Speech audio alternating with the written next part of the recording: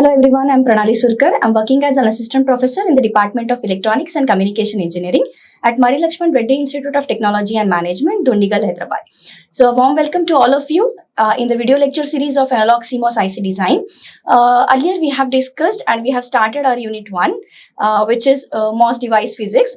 And we have discussed about threshold voltage, which is the part of VI characteristics. So in today's lecture, we are going to see the MOS IV characteristics derivation. So for this, we are just considering that this is a semiconductor bar and it's carrying a current I. So we are denoting it with a I. And if the mobile charge density along with this direction of the current is QD coulomb per meter and the velocity of the charge is V meters per second. So then your current will be the product of your charge density as well as the velocity. So as I'm referring this figure from Razavi book, I have mentioned here, it's a figure 2.9 from the Razavi. And here, as per the definition, we can see that current is the amount of charge passing through the cross section per unit time. Now, as we have considered that there is a current I passing through this semiconductor bar. So if we consider that this charge which carries the velocity which carriers are moved with a velocity v meter per second. In 1 second, they are traveling this much meter length. So v meters length it is carrying, it is passing in 1 second. So in 1 second, if you want to find out the charge contained in v meters of the bar which passes through this cross-sectional area, so we can say that the total charge in this particular v meters will be this QD into V. So what is the charge at this particular V meters into the speed at which these carriers are traveling. Now, if we see that the channel charge with whenever we are seeing that your source and drain are at equal potential. So here we are giving input to the gate terminal and we are keeping your source and here drain grounded. In the figure B, we are giving some potential at drain terminal and we are keeping S, that is source terminal, grounded. And again, we are providing some gate voltage here.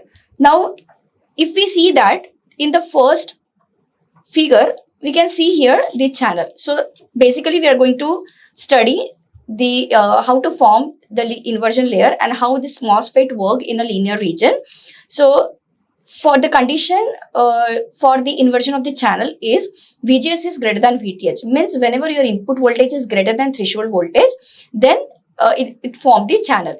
Now here we are assuming that the inversion starts exactly at the voltage when VGS is equal to VTH. Means your input voltage is equal to threshold voltage. So we are assuming that inversions exactly start at that particular time.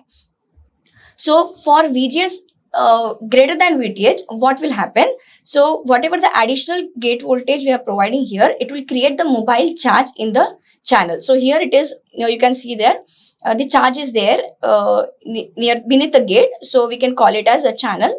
And this gate oxide, in which we are using SiO2. So this act like a capacitor. We know that the first MOS structure is, we can call it as a capacitor, as two plates are there and in between dielectric is there. So this inversion charge is proportional to the excess gate voltage we are providing.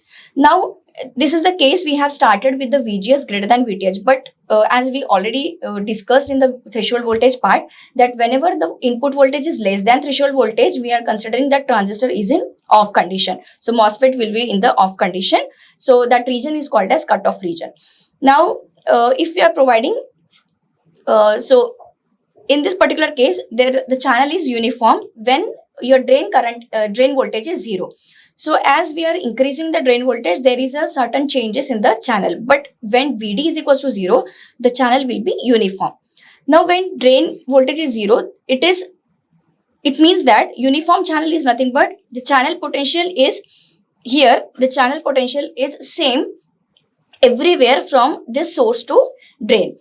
Now, for example, if you want to find out the charge density in this particular region. So it will be WCOX VGS minus VTH. So where this VGS minus VTH is nothing but overdrive voltage.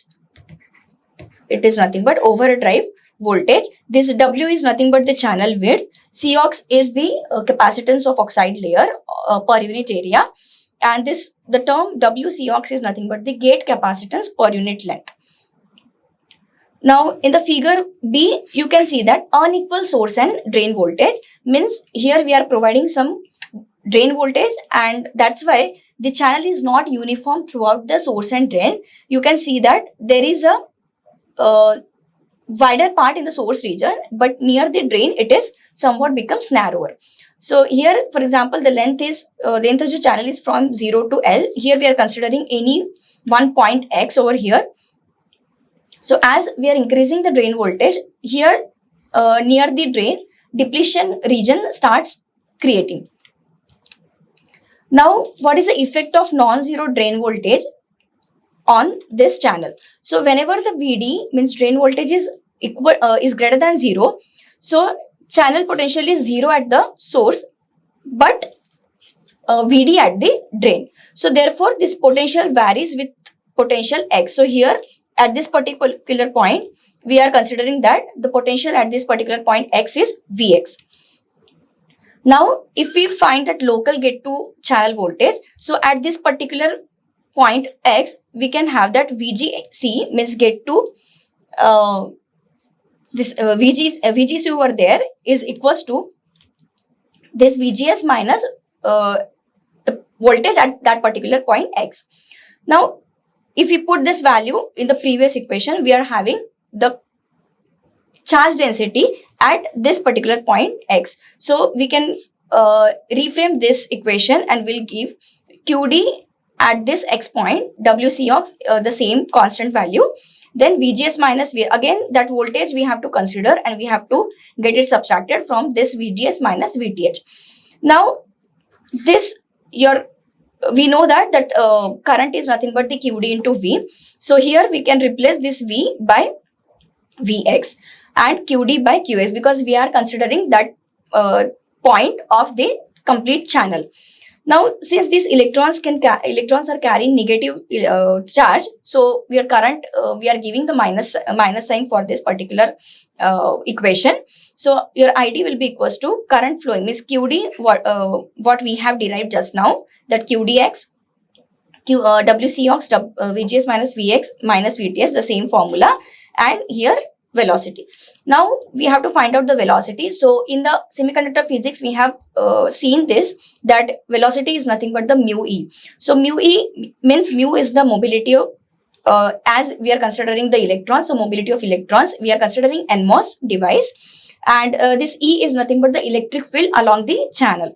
So again we have the formula for EX also. So EX is nothing but the minus dVx by dx. So this also the part of semiconductor physics. So we can substitute this value of V in the previous equation. So instead of V, we are putting the value mu n dV by dx as V is equals to mu e. So in place of mu e, we have to represent this, and the complete V equation we have to put over here. So it will become mu n dVx by dx. Now, if you want to apply the boundary conditions, let me tell you that the boundary conditions are from 0 to L for the current, and for the voltage, it is considered from 0 to VDS. Now, here the boundary conditions are 0 to VDS. Now, in the left hand side, current side, we are giving the boundary conditions from the length of the channel. So it is going from 0 to capital L. But in the right hand side, we are giving the voltage up to 0 to VDS. So drain to source voltage. Now, if we integrate this by putting these limits, so here the limits goes from 0 to L, integrating ID with respect to dx. So here also we are putting the limit 0 to VDS and the same formula dV. Now, after evaluating the integration, here we are putting the value here ID into L.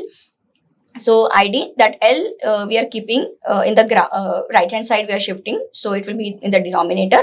And here also we are putting VGS minus VTH VDS. So here it will be minus 1 by 2 VDS square. So after calculating this, we can have this value 1 by 2 VDS, because we are putting the limits VDS. So here also we are putting the limits VDS and 0. Now one more thing, whenever we are increasing the drain voltage, there are some channel, there is a channel in modulation, means channel is getting pinch off towards the drain side. So again, if we are increasing the drain voltage, again that point is shifted towards the source, and again this pinch off point is again shifting towards the source side. So because here, because of the drain voltage, there is a depletion region formed.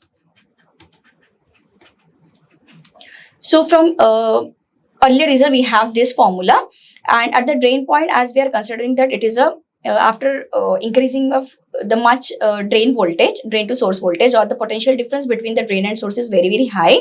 So in that case, the channel is getting pinch off. So in this case, we are considering that whatever the voltage at that particular point X is nothing but the VDS, and we can call it as a overdrive voltage VGS minus VTH. So that your drain charge density at that particular point is tending to the 0. Now, so at this particular point, the channel, we can call it as channel is no longer inverted. It is the actual length of the channel, which was earlier L, it is reduced by some factor. So inversion layer channel disappears at the drain side because of the depletion region formed due to the excess drain current, drain voltage. So here this statement states that as I told earlier, the depletion, instead of inversion layer, there is a formation of depletion layer. Now if we again we have already considered this ID equations QD into V. So if we have to find out, so ID upon QD. So from this, as electrons move towards the drain side, this QD continuously keep on decreasing and will maintain the same current ID. So as your V is dramatically increases, you are having the pinch off near the drain side. So as here electric field becomes very large and electrons are strongly accelerated, and so the condition for the pinch off is nothing but their VDS is very greater than VGS minus VT. So at this particular point, your drain charge density will become 0. Now at this particular point, your suppose we consider this point. So here, for example, your length is L dash and this much is your capital L. So we can replace the L by L dash. So here we are giving the channel, we can consider that the channel is effectively ends at X is equals to L dash. So for linear region, we have this formula that integration 0 to L ID dx, and this is the voltage state for the linear equation. Now here if we integrate both, we'll have in the left hand side, as we are putting the limits, instead of L we are considering L dash, so 0 to L dash ID dx is there. As ID is constant along the channel, so it will be ID only, and it will be along with that L dash. So your formula will become, after integrating, ID L dash. If we go towards the right hand side, again W C ox mu n is the constant term, it will get out of the integration, and we are putting the limits from 0 to VGS minus VTH for this. After solving, after splitting the integration for this particular value and the dV. So it's a simple integration. We have already learned how to integrate the equation. So combined results will give you the equation in the form of WC ox mu n VGS minus VTH whole square minus 1 by 2 VGS minus VTH whole square. Now if we again evaluate this equation, we are getting the formula, and this formula is nothing but the saturation region formula for the current. Saturation region formula. But as we are not considering any major changes in the length L and L dash, so we can easily replace that L dash. Approximately we can consider it is equal to L. So this is your final formula for the saturation region. So if you want to find out this the summary, so cutoff we can have that VGS is less than VTH, so the transistor will be in the off state. Okay, your MOS will be in the off state, and if it is linear, So, or we can say that ID is equals to 0 over here. And here the formula is nothing but the mu n Cox W by L. Here it is VGS minus VTH into VDS minus 1 by 2 VDS square. So, this is the formula for linear equation. And here the condition is VGS is greater than or equal to, VGS minus VT. So, greater than or equal to VT. Just a minute. Here, VGS is greater than or equal to VTH. Now, for the saturation, also here, VGS greater than VTH. And the thing is, if you want to find out the formula for ID, so it will be 1 by 2 mu n Cox W by L, this VGS minus VTH whole square. And in this linear equation, your VDS is less than VGS minus VTH. But for saturation, your condition is VDS greater than VGS minus VTH. So these are the formulas and the condition. So here in the linear region, we can form the channel is getting created or the inversion layer forms. And in the saturation region, after increasing the drain voltage, we can get the pinch off effect. Now here again one condition is there for subthreshold conduction. So whenever your VGS is less than VTH but greater than 0, there is a weak inversion layer form. So we cannot call it as a strong inversion because in the linear region is nothing but the strong inversion layer. But when it is less than VTH, some input voltage we are providing. So we can call it as a we can call it as a subthreshold region or subthreshold conduction. So that part again we can see in the second order effects in the next class. So this was about the derivation of VI characteristics. Thank you.